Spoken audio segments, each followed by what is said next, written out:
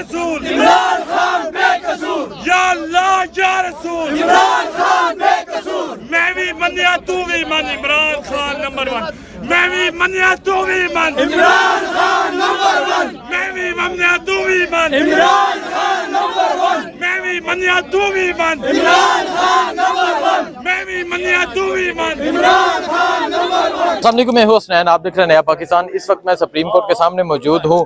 इमरान खान की जो गिरफ्तारी है वो कलअदम करार दे दी गई है। कुछ वकला यहाँ पहुंचे, इन वकला से बात करेंगे, पूछेंगे क्या कहना चाहेंगे आज के फैसले के बारे में। जी सर, अस्सलाम वालेकुम।